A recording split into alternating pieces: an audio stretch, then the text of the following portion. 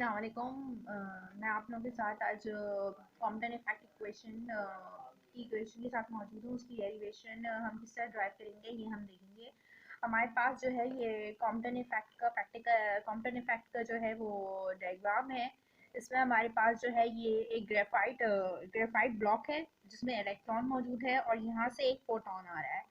जब फोटोन आपके पास इलेक्ट्रॉन को स्ट्राइक करेगा, इलेक्ट्रॉन से हिट करेगा, तो क्या होगा कि हिट करने के बाद जो है फोटोन इस डायरेक्शन में निकल जाएगा जो कि स्कैटर्ड हो जाएगा, और हिट करने के बाद इलेक्ट्रॉन जो है इस डायरेक्शन में निकल जाएगा जो कि रिक्वायर्ड इलेक्ट्रॉन कहलाएगा। जब आपके पास फोटोन ने इलेक्ट्रॉन को हिट किया तो यहाँ पर जो प्रोसेस होगा वो बिफोर कोलिजन होगा, हिट करने से पहले, और जब हिट करने के बाद जो ये सब चीजें होंगी ये आफ्टर कोलिजन होगी। आफ्टर कोलिजन हमारे पास फोटोन इस डायरेक्शन में चला जाएगा, इलेक्ट्रॉन इस डायरेक्शन में चला जाएगा। फोटोन जो हमारे पास इस डायरेक्शन में जाएगा वो एंगल 5 की डायरेक्शन में जाएगा, और इलेक्ट्रॉन जिस डायरेक्शन में हमारे पास रिक्वायर्ड इलेक्ट्रॉन जिस डायरेक्शन में जाएगा वो एंगल एक्स एक्सिस से, पॉजिटिव एक्स एक्सिस से थीटा कवर करेगा। बिफोर को रीजन हमारे पास जो है फोटोन की जो एनर्जी है वो एच म्यू है, और उसका जो मोमेंटम है वो एच म्यू अपॉन सी है। इसी तरीके से बिफोर कोलिजन जाहिर है अब इलेक्ट्रॉन किस में है, रेस्ट की हालत में। रेस्ट की हालत में है तो इलेक्ट्रॉन की जो एनर्जी होगी वो एम नॉट सी स्क्वायर होगी। एम नॉट हमारे पास असल में क्या है, रेस्ट मास है इलेक्ट्रॉन का। अब इलेक्ट्रॉन रेस्ट में है तो उसका जो मोमेंटम होगा वो भी क्या हो जाएगा, जीरो हो जाएगा। अब आफ्टर कोलिजन हमारे पास जब इस फोटोन स्कैटर्ड हो गया, इलेक्ट्रॉन जो है रिकॉइल हो गया, तो हम जब उसको जिस एंगल पे वो जो है हमारे पास, जिस एंगल से वो स्कैटर्ड हो रहा है फोटोन और जिस एंगल्स पे इलेक्ट्रॉन जो है रिक्वायर्ड हो रहा है, तो हमने क्या किया, अब उसको उसके एक्स कंपोनेंट में, ये इसका एक्स एक्सिस है और ये इसका वाई एक्सिस है, तो हमने उसको उसके एक्स और वाई कंपोनेंट में क्या कर दिया, रिजॉल्व कर दिया। एक्स और वाई कंपोनेंट में रिजॉल्व किया तो हमारे पास होगा क्या, एनर्जी जो कि हमारे पास एक स्केलर क्वांटिटी होती है तो वो तो उसकी कंपोनेंट में रिजॉल्व नहीं होगी, लेकिन मोमेंटम जो है वो हमारे पास एक वेक्टर क्वांटिटी है, तो क्या होगा, वो अपने एक्स और वाई कंपोनेंट में रिजॉल्व हो जाएगी। तो आपके पास जब फोटोन स्कैटर्ड होगा तो आपके पास मोमेंटम जो है क्या होगा, P dash is equals to, आपके पास ये एनर्जी है मोमेंटम की, पहले तो फोटोन की, सॉरी, स्कैटर्ड फोटोन की एनर्जी है E pew dash is equals to H mu dash. फिर उसके जो मोमेंटम है P dash is equals to H mu dash upon C. अब उसी को हमने क्या किया है, उसके एक्स और वाई कंपोनेंट में जब रिजॉल्व किया तो वो कुछ यूं आया है, p dash cos phi minus H mu dash upon C cos phi, ये सॉरी इक्वल्स टू है हमारे पास, और ये अलोंग दी एक्स एक्सिस है, ये अलोंग दी वाई एक्सिस है for scattered proton. p dash sine phi is equals to H mu dash upon C into sine phi, और ये इलेक्ट्रॉन रिकॉइल्ड हुआ है इस डायरेक्शन में with respect to theta angle, तो उसकी जो एनर्जी होगी E dash is equals to M C square. ठीक है, पहले इलेक्ट्रॉन रेस्ट में था तो उसकी energy M not C square थी। अब इलेक्ट्रॉन जाहिर है फोटोन से हिट करने के बाद वो हरकत में आ गया तो उसकी एनर्जी भी चेंज हुई, E dash is equals to M C square, P dash is equals to M V, ये उसका मोमेंटम है। Along the X axis electron का जो है मोमेंटम जो है वो ये है P E dash cos theta is equals to M V cos theta, और अलोंग दी वाई एक्सिस उसका मोमेंटम है P E dash sine theta is equals to M V sine theta. अब हम बात करें जो कि हमने बात की कि फोटोन आया, उसकी जो फोटोन आया उसने जो है उसकी एनर्जी क्या थी, हमारे पास एच म्यू थी। उसने हिट किया ग्रेफाइट ब्लॉक को, हिट करने के बाद उसमें जब वो हिट किया ग्रेफाइट ब्लॉक, और ग्रेफाइट ब्लॉक में क्या मौजूद है, इलेक्ट्रॉन्स मौजूद है। जब हिट किया तो फोटोन क्या करेगा, फोटोन स्कैटर्ड हो जाएगा, और किस एंगल पे, फाई एंगल पे, और फिर इलेक्ट्रॉन क्या होगा, हिट होने के बाद रिक्वायर्ड हो जाता है तो उसका एंगल किस एंगल पर होगा, थीटा एंगल। अब हमारे पास क्या है, मोमेंटम क्या है, एक वेक्टर क्वांटिटी है, तो उसको हमने जो है उसकी डायरेक्शन एस और वाई कंपोनेंट में हमने रिजॉल्व कर दी, और एनर्जी क्या है, एक स्केलर क्वांटिटी है। अब हम डिस्क्रिप्शन की तरफ चलते हैं। हमारे पास एक फोटोन आया था और उसने ग्रेफाइट ब्लॉक को जब स्ट्राइक किया, इंटरेक्ट किया, उसको स्ट्राइक किया, हिट किया, तो उसमें से एक इलेक्ट्रॉन के साथ वो इंटरेक्शन करेगा।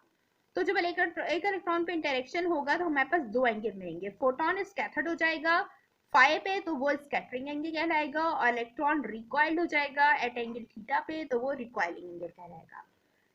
A photon which is incident on a graphite block, two types of photon wavelength, हमें दो टाइप्स की photons की wavelength मिलेगी, lambda and lambda dash, where क्योंकि shifting हो रही है, where delta lambda is equals to lambda dash minus lambda। क्यों क्यों ये डिफरेंस आ रहा है हमारे पास, क्योंकि शिफ्टिंग में हमारे पास जब प्रोटॉन फोटोन जो है इलेक्ट्रॉन को स्ट्राइक कर रहा होगा तो हमें दो वेवलेंथ मिल रही होगी, जो रिजल्ट में वेवलेंथ मिलेगी लैम्डा डैश, असल में वो ग्रेटर होगी लैम्डा से। ठीक है, लैम्डा क्या है हमारे पास, बिफोर जो है हमारे पास वो पहली फोटोन की एनर्जी फोटोन की वेवलेंथ होगी जब वो इलेक्ट्रॉन को उसने स्ट्राइक नहीं किया होगा, लेकिन जब उसने इलेक्ट्रॉन को ग्रेफाइट ब्लॉक को क्या कर दिया, उससे हिट कर दिया तो उसकी वेवलेंथ में चेंज आ गया लैम्डा डैश का, और उस चेंज को हम कैलकुलेट करेंगे तो लैम्डा डैश में से लैम्डा माइनस कर देंगे तो हमारे पास आ रह जाएगा डेल्टा लैम्डा, डेल्टा लैम्डा जो कि कहलाता क्या है, कॉम्पटन शिफ्ट। हमने क्या बात की थी कि एनर्जी क्या है, एक स्केलर क्वांटिटी है, तो अब हम क्या करेंगे, यहाँ पर law of conservation of energy लगाएंगे। हम जानते हैं कि एनर्जी बिफोर कोलिजन और एनर्जी आफ्टर कोलिजन दोनों क्या होगी, इक्वल हो जाएगी। ये जो है आपके पास किसी फोटोन की एनर्जी है बिफोर कोलिजन, और ये जो एनर्जी है वो आपके पास इलेक्ट्रॉन की एनर्जी है। बिफोर कोलिजन आपके पास दो चीजें थी तो दोनों की एनर्जी को प्लस कर देंगे और दोनों स्ट्राइक करेंगे आपस में, तो आफ्टर कोलिजन उनकी एनर्जी में चेंज आ जाएगा, जो कि ईपी डैश फोटोन की एनर्जी, आफ्टर कोलिजन ई डैश आफ्टर कोलिजन इलेक्ट्रॉन की एनर्जी। फोटोन की एनर्जी हमारे पास बिफोर कोलिजन एच म्यू थी, और इलेक्ट्रॉन जो कि मूव नहीं कर रहा था तो उसकी energy M not C square थी। आफ्टर कोलिजन इसकी एनर्जी में फर्क आ गया, एच म्यू डैश हो गया plus M C square, electron की एनर्जी आफ्टर कोलिजन, फोटोन की एनर्जी आफ्टर कोलिजन। अब ये जो चीज है यहाँ पर इसको हम इक्वल्स टू के इस साइड पे ले जाकर हमने एच म्यू से माइनस करवा दिया, एच को हमने कांस्टेंट ले लिया, ब्रैकेट में आ गया म्यू माइनस म्यू डैश, और ये चीज यहाँ प्लस हो रही थी यहाँ कर माइनस हो गई, तो ये आपके पास आ गई इक्वेशन नंबर 1। ये हमने जो है अभी सिर्फ law of conservation of energy लगाया, अब हम क्या लगाएंगे, law of conservation of momentum. Conservation law of momentum कहता है कि momentum before collision is equals to the momentum after collision, तो P before collision is equals to P after collision, P plus P। अब हम क्या कर रहे हैं, हमारे पास मोमेंटम जो कि एक वेक्टर क्वांटिटी है तो हमने उसको क्या किया, हमने उसके x और y कंपोनेंट में उसको रिजॉल्व कर लिया। अभी हम ले रहे हैं on x axis, x axis हम फोटोन और इलेक्ट्रॉन की मोमेंटम की बात कर रहे हैं। बिफोर कोलिजन हमारे पास एक्स एक्सिस पे सिर्फ इलेक्ट्रॉन जो है रेस्ट में है और फोटोन जो है along the x direction move कर रहा है, ये देखिएगा, ये देखिए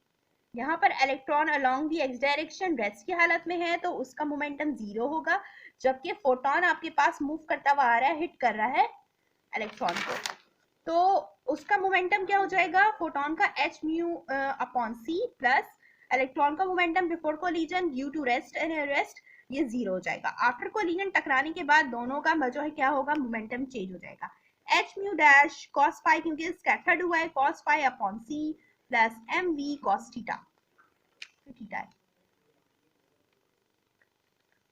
फिर हमने क्या किया, हमने ऊपर वाली इक्वेशन को दोनों साइड पे क्या किया, इक्वेशन को दोनों साइड पे c से मल्टीप्लाई करवाया, जब c से मल्टीप्लाई करवाया तो यहाँ से c और c कैंसिल हो जाएगा, h म्यू बन जाएगा, यहाँ से ये c कैंसिल हो जाएगा, h mu dash cos theta, और यहाँ पर जाके c मल्टीप्लाई हो जाएगा M V C cos theta. अब हमने क्या किया, ये इस चीज को, इस वैल्यू को इसी साइड पे रहने दिया है, सॉरी ये थीटा है, और इस वाली वैल्यू को H mu dash cos phi को हम लेफ्ट साइड पे ले गए, लेफ्ट साइड पे ले जाने के बाद ये कुछ इस तरीके से इक्वेशन आपके पास बन गई।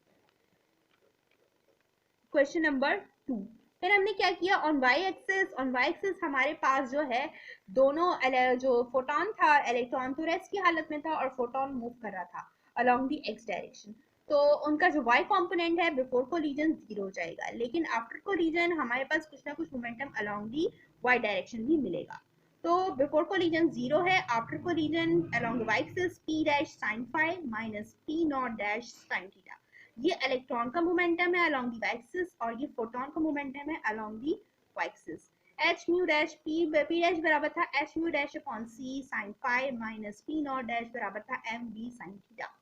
आफ्टर इस इक्वेशन को हम, जैसे हमने इक्वेशन नंबर ऊपर वाली इक्वेशन को हमने म्यू से सी से मल्टीप्लाई किया, अब इसी इक्वेशन को हम क्या करेंगे, सी से मल्टीप्लाई कर देंगे। सी से मल्टीप्लाई करने के बाद हमारे पास जो ये वैल्यू आएगी एच म्यू, ये वाला कैंसिल हो जाएगा, हमारे पास H mu sine five minus M V C sine five equation बनेगी। हमने डायरेक्टली यहाँ पर काम किया, हमने इस चीज को ले जाकर फिर राइट साइड पे प्लस करवा दिया जीरो से, तो इक्वेशन नंबर 3 हमारे पास सी आ गई। Before collision electron moving along x direction for so before collision for electron and photon momentum आपके पास क्या होगा, जब इलेक्ट्रॉन जो है बिफोर कोलिजन इलेक्ट्रॉन जो है photon along the x direction move कर रहा है, इलेक्ट्रॉन हमारे पास क्या है, रेस्ट की हालत में है, जबकि फोटोन क्या है, वो along the x direction move कर रहा है। सो बिफोर द कोलिजन आपके पास इलेक्ट्रॉन का जो मोमेंटम होगा वो जीरो होगा, और फोटोन का भी फॉर दी वाई एक्सिस, तभी हमने यहाँ पर इसको जीरो पुट किया है। अब हम क्या करेंगे, हमारे पास जो इक्वेशन नंबर 2 और इक्वेशन नंबर 3 आई थी, हम लोग दोनों को स्क्वायरिंग कर देंगे और ऐड भी कर देंगे। ये इसकी लेफ्ट साइड है, M naught V square C square मैंने डायरेक्टली ऐड कर दिया है, और दोनों को फिर कॉमन भी ले लिए। ये देखिए आप, ये आपके पास जो इक्वेशन नंबर 2 है और ये इक्वेशन नंबर 3 है, लेफ्ट साइड वाली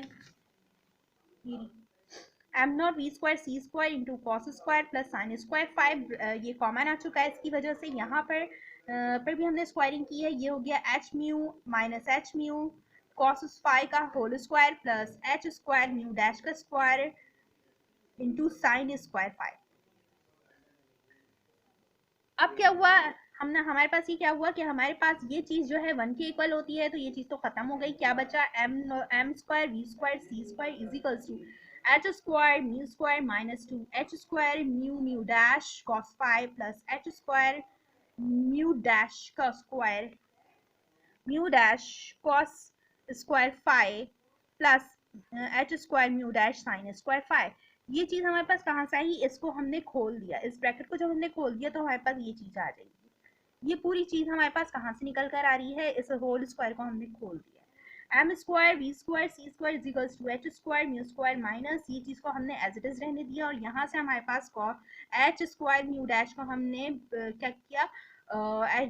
एच म्यू डैश स्क्वायर को हमने क्या किया, वो कॉमन ले लिया, तो ब्रैकेट में आ गया cos square plus sine square. अगले स्टेप में हमने क्या किया, ये सब चीजें हमने एज इट इज लिखी हैं, लेकिन यहाँ पर क्या हुआ, cos square 5 plus sine square 5 बराबर होता है 1 के, तो यहाँ पर हमने इसको 1 के इक्वल ले लिया, और फिर हमारे पास फाइनल इक्वेशन क्या आ गई, M square V square C square is equals to H square mu square minus H square mu dash square minus 2 H square mu mu dash cos 5, question number, इसको हमने नाम दे दिया 4। अब हम क्या कर रहे हैं, हम वर्क कर रहे हैं अपने क्वेश्चन नंबर 1 पे, जो कि क्या है, h into mu dash minus mu dash is equals mu minus mu dash is equals to M C square minus M not C square.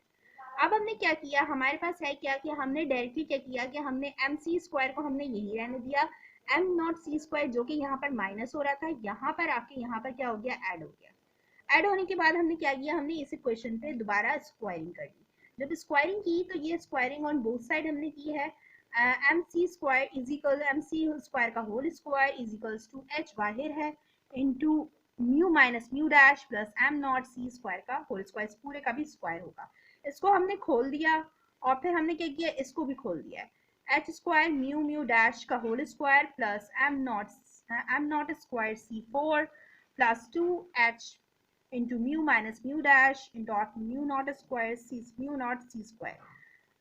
ये लेफ्ट साइड हमारे पास ऐसी चल रही है। अब इसको भी हमने खोल दिया है दोबारा, एच नॉट म्यू स्क्वायर, इसको हमने डायरेक्टली खोलने के बाद एच स्क्वायर को इससे मल्टीप्लाई करवा दिया, जो कि आएगा फाइनल हमारे पास,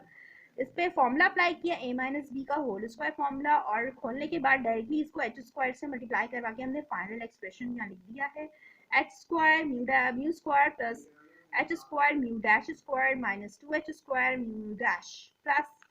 am not square c4 plus 2h into mu minus mu dash into M not C square.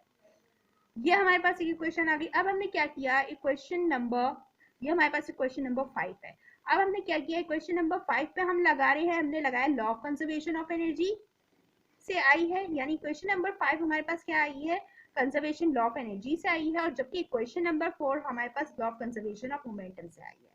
अब हम चलते हैं, हमें और बेहतर काम क्या करना है। क्वेश्चन नंबर 4 को हमने यहाँ लिख लिया है और क्वेश्चन नंबर 5 को भी हमने लिख लिया है। अब हम क्या करेंगे इनके साथ, हम देखते हैं। अब हमने क्या किया है, सब्ट्रैक्ट कर दी क्वेश्चन नंबर 4 को क्वेश्चन नंबर 5 से। दोनों की लेफ्ट हैंड साइड है और ये दोनों की लेफ्ट हैंड साइड है। ये क्वेश्चन नंबर है, ये क्वेश्चन अलग है उसकी लेफ्ट हैंड साइड, फिर माइनस का साइन उसकी क्वेश्चन की राइट हैंड साइड। यहाँ से हमने m0c4 को कॉमन ले लिया, ब्रैकेट में हमारे पास ये बच गया, हमने इसको सॉल्व किया है तो हमारे पास ये आया। ठीक, तो ये लेने के बाद हमारे पास हुआ क्या कि यहाँ पर हमने इसको इक्वेशन को एज इट इज लिखा, ये पूरी इक्वेशन हमारे पास एज इट इज लिखी हुई है। ठीक है, अगले स्टेप में हमने क्या किया है, ये पूरी इक्वेशन हमारे पास ये जो लिखी हुई है वो यहाँ लिखी है, H square mu square plus H square mu dash square minus 2h square mu mu dash plus m not square c4 plus, अब हमने 2h mu mu dash minus mu not square, और यहाँ पर माइनस साइन है, इससे multiply हो रही है, तो इन सब के साइन ब्रैकेट ओपन होने के बाद क्या होंगे, ऑपोजिट हो जाएंगे। Minus H square mu square minus plus minus mu H square mu dash square minus minus plus हो गया plus 2h square mu dash cos five. क्या हो गया, एच स्क्वायर म्यू स्क्वायर से एक कैंसिल हो गया, और ये H square mu dash square minus और प्लस में था, ये भी कैंसिल हो गया। ये क्वेश्चन, ये साइड हमने एज इट इज उतार ली, और जो बच्ची कुछ चीजें थे वो भी हमने उतार ली। हमने ये चीज एज इट इज उतार ली, और फिर हमने ये जो बची हुई ये वाली चीज थी और ये वाली जो चीज थी वो भी हमने उतार ली। अगले स्टेप में हमने क्या किया है, minus 2h square mu dash को हमने यहाँ पर लिखा, और हमने क्या किया कि इसको और इसको जो है हमने उसमें से 2h square mu dash common ले लिया, ब्रैकेट में बचा हमारे पास 1 minus cos 5 plus m not square c4 plus ये फाइनल एक्सप्रेशन हमारे पास यहाँ आ गया। अब हमने इसको नाम दे दिया अपने इक्वेशन नंबर 6 का। अब हमने क्या किया, नाउ रिबलिस्टिक मास फॉर्मूला अप्लाई किया। हमारे पास जो है जब हम जनरल थ्योरी ऑफ रिलेटिविटी पढ़ेंगे आइंस्टाइन की, तो उसमें टाइम डायलेशन, टाइम कॉन्ट्रैक्शन, इन सब के बारे में भी है, इसी तरीके से मास के बारे में भी है कि बॉडी का मास बराबर होता है आपके पास rest mass divided by 1 minus V square upon C square. तो हमारे पास हमें किसकी जरूरत है, हमें इस चीज को हटाना है नॉट स्क्वायर को, तो हमने पहले तो इसके ऊपर स्क्वायरिंग कर दी, स्क्वायरिंग करने के बाद हमारे पास जो है डिनोमिनेटर में से स्क्वायर उठा दिया। अब हमें क्या करना है, हमें जो है एम नॉट स्क्वायर को हमने अपना जो है वो बनाना है फंक्शन। तो हमने ये चीज यहाँ डिवाइड हो रही थी, यहाँ आके एम स्क्वायर से मल्टीप्लाई हो गई। अब ऊपर इक्वेशन नंबर 6 में जहां पर हमारे पास एम स्क्वायर मौजूद है, अगर आप ये देखें एम स्क्वायर C4 को अभी आप भूल जाएं, M square into 1 minus V square C4 इस वक्त हमारे पास ये यहाँ पर मौजूद है। तो अब यहाँ क्या होगा, अगले स्टेप में क्वेश्चन नंबर 6 में ये चीज हट जाएगी और फाइनल एक्सप्रेशन हमारे पास क्या आएगा, am not square C4 minus बाकी चीजें हमने as it is question number 6 की हमने क्या किया, यहाँ एज इट इज उतार दी। एज इट इज उतारने के बाद हमने देखा कि एम नॉट स्क्वायर C4 और यहाँ पर राइट साइड पे मौजूद है एम नॉट स्क्वायर C4, ये दोनों आपस में कैंसिल आउट हो गए। फिर हमने क्या किया कि हमने इस चीज को जो कि यहाँ मौजूद थी इसको हम यहाँ ले आए, यहाँ पर लाने के बाद 2 कैंसिल हो गया और एक h, और यहाँ पर h हमारे पास कैंसिल आउट हो गया। कैंसिल आउट होने के बाद हमारे पास अब जो एक्सप्रेशन है h mu mu dash 1 minus cos phi is equals to mu minus mu dash m not c square. यहाँ पर क्या हो रहा था, अब हमने क्या किया कि हमारे पास जो है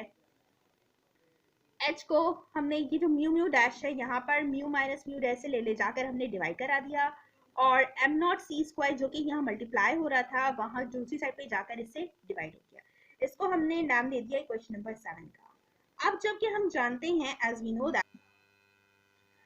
नो दैट कि लैम्डा बराबर होता है सी अपॉन लैम्डा। अब आफ्टर कोलिजन फोटोन स्कैटर्ड हुआ है तो उसकी जो है वेवलेंथ है वो चेंज हो गई, लैम्डा डैश हो गई इज इक्वल्स टू जो कि बराबर सी अपॉन लैम्डा डैश, सी अपॉन म्यू डैश। ठीक है, लेकिन हमने पढ़ा था कि हमारे पास फोटोन की जो वेवलेंथ है फोटोन शिफ्ट हुई है, क्योंकि लैम्डा डैश माइनस लैम्डा बराबर होगा डेल्टा लैम्डा के, और ये असल में क्या है, फोटोन शिफ्ट है, यानी शिफ्ट वेवलेंथ है। तो लैम्डा डैश बराबर है हमारे पास सी अपॉन लैम्डा डैश के, ये वेवलेंथ बढ़ जाएगी photon after scattering of photon minus C upon lambda. यहाँ से हमने क्या किया, सी कॉमन ले लिया, ब्रैकेट के अंदर बच गया 1 upon mu dash minus 1 upon mu, अब हमारे पास है क्या, हमारे पास जो है हमने अगले स्टेप में क्या किया, हमने यहाँ पर सॉल्यूशन सॉल्व करके इसको इस फॉर्म में ले आए और सी यहाँ हमारे पास डिवाइड हो रहा था, यहाँ जाके लैम्डा डैश माइनस लैम्डा से डिवाइड हो गया, मल्टीप्लाई हो रहा था यहाँ पर, तो यहाँ के डिवाइड हो गया, इसको हमने नाम दे दिया अपने इक्वेशन नंबर 8 का। अब हमने क्या किया, इक्वेशन नंबर 7 और इक्वेशन नंबर 8 को अगर हम गौर से देखें, इक्वेशन नंबर 7 क्या थी, इक्वेशन नंबर 7 हमारे पास ये थी mu mu dash minus mu into mu dash, और इक्वेशन नंबर ये थी। अगर आप इसको देखें गौर से तो आपके पास ये वाली साइड और इक्वेशन नंबर 7 में आपके पास ये वाली साइड दोनों ही सेम है, तो आप क्या करेंगे, दोनों इक्वेशन 7 और 8 को कंपेयर करेंगे, उसकी ये वाली साइड हमारे पास सेम है तो दोनों की ये वाली और वो वाली साइड जो है आपके पास क्या आ जाएगी, बराबर आ जाएगी, both sides are same, so we compare both equations. lambda dash minus lambda divided by c is equals to h upon m naught c square into 1 minus cos phi। अब क्या हुआ, c और c स्क्वायर, एक एक c यहाँ पर right side पे जो है वो कैंसिल हो जाएगा, लैम्डा डैश माइनस लैम्डा आपके पास बराबर होता है वो फोटोन वेवलेंथ शिफ्ट के, delta lambda is equals to lambda dash minus lambda, final expression आपके पास आ गया h upon mu naught c into 1 minus cos phi। ये क्या कहलाता है, this is photon shift equation. Lambda C असल में हमारे पास फोटोन की क्वांटम वेवलेंथ है जो कि बराबर होती है h upon m not c, और h अपॉन हमारे पास जो h है वो प्लम्स कांस्टेंट है, m नॉट जो है वो इलेक्ट्रॉन का रेस्ट मास है, c आपके पास स्पीड ऑफ लाइट है, ये सारे ही कांस्टेंट है और तो ये बराबर होते हैं लैम्डा c के। तो जब हम इसको सॉल्व करेंगे तो इसकी वैल्यू हमारे पास आएगी 0.0242, तो हम इस इक्वेशन में लैम्डा c की जगह ये चीज रख सकते हैं 1 माइनस कॉस फाई। अब हम देख लेते हैं हमारे पास अगर एंगल में चेंज आता है तो आपके पास क्वांटम शिफ्ट पे क्या इफेक्ट आता है। अगर आप देखिए पहली इक्वेशन में हमारे पास यहाँ पर क्या है, फाई जीरो है, ठीक है, फोटोन की शिफ्टिंग, फोटोन स्कैटर्ड नहीं हुआ, तो आपके पास यहाँ पर जो कॉम्पटन शिफ्ट है उसमें कोई भी फर्क नहीं आएगा, no change in Compton shift. अब क्या हुआ, एंगल में चेंज आ गया, पाई बाय 2 हो गया, यानी एंगल 90 डिग्री हो गया, तो हमारे पास क्या हुआ, देखें आप फोटोन की जो है एनर्जी जो वेवलेंथ है, आप देखें इसमें चेंज आया आपके पास, पहले ये थी 0 थी, अब थोड़ा सा बढ़ के और मजीद गैप आ गया, उसमें हमें दो पीक्स मिल रहे हैं, दो पीक्स मिल रहे हैं, हमारे पास वेवलेंथ में शिफ्टिंग आ गई। ये जो पाथ है हमारे पास वेवलेंथ के शिफ्टिंग का है 0.242। अब क्या हुआ, अगले स्टेप में 0.0242, अगले स्टेप में हमने जो है ना अब पहले 90 डिग्री की शिफ्टिंग की थी, एंगल को हमने 90 डिग्री पे चेंज किया था, अब हमने 180 डिग्री पे चेंज किया। अब देखिए और हमारे पास ये जो गैप था ये पहले कम था, अब मजीद गैप आ गया, वेवलेंथ बढ़ गई और शिफ्टिंग ऑफ फोटोन हमारे पास क्या हुआ, delta lambda is equals to 0.0484, ये मजीद बढ़ गई है। यानी इसका मतलब है कि जैसे जैसे हम एंगल बढ़ाते जाएंगे हमारे पास जो है जो कॉम्पटन शिफ्ट है उसमें हमारे पास क्या आएगा, वेवलेंथ की उसमें चेंजेस आते जाएंगे, वो बढ़ती चली जाएगी। तो ये हमारे पास की डेरिवेशन कॉम्पटन इफेक्ट की यहीं खत्म होती है। इंशाल्लाह फिर मिलेंगे फिर एक नई चीज़ के साथ। आपको ये वीडियो पसंद आई हो तो ज़रूर लाइक करिएगा और मुझे मेरे चैनल को ज़रूर सब्सक्राइब करें। थैंक यू, अल्लाह हाफिज़, बाय।